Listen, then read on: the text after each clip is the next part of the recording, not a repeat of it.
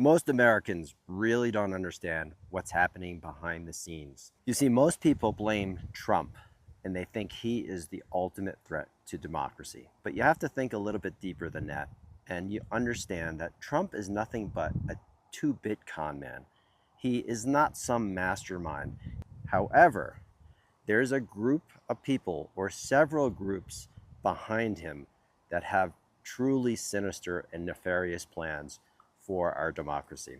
And he's basically the one to blame because he's let them in wide open, opened up the door to these sinister forces who truly want to tear down democracy. The first one is this group right here, the Dark MAGA Mafia. These are a group of Silicon Valley insiders or elites, formerly part of the PayPal Mafia, or at least most of them, and now it includes several other billionaires. Now, they have a theory called dark enlightenment, and they follow this individual's philosophy called, and his name is Curtis Yarvin. So if you don't believe me, just look up dark enlightenment and Curtis Yarvin, and you'll see what they stand for. And they stand for a corporate dictatorship. That's what they're trying to do, install a corporate dictatorship or corporate monarchy. And these people are inside the White House. Just look at the names on the list. Some of them are inside the administration, and the others have an open door to walk right in and influence our government for their own interests.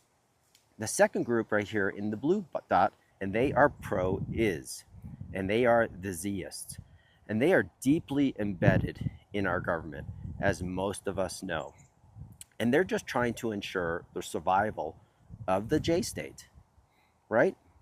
But they're far much too embedded. They have so much influence in our government. And of course, our representation is representing them more than it is us. Now, the third group is the WC Nationalists, part of the Heritage Foundation or Project 2025. Now, these people have a very clear plan, and that is to install a theocratic dictatorship. Basically, that just means a religious state.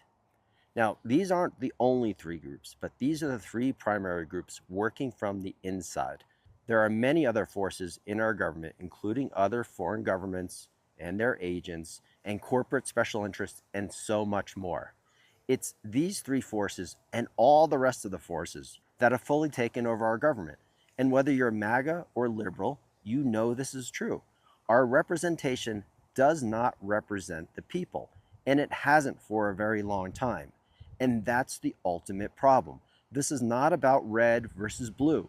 This is about that our representatives don't represent us. And there's truly only one solution, and it revolves around the 28th and 29th Amendment. And I'd ask you to read my plan that I have here, and it talks about the 28th and 29th Amendment, because there's nothing else that's ever going to truly fix our democracy. But make no mistake about it, it's not too late.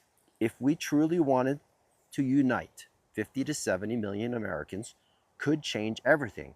But not only change things and take our government back from these forces, but much more. We could put our representative democracy back on track better than it ever has been before, where our representation actually does represent us fully. But again, that revolves around the 28th and 29th Amendment. The 28th Amendment being that all elections need to be publicly funded by individuals, human beings. Corporations are not people, and money is not speech.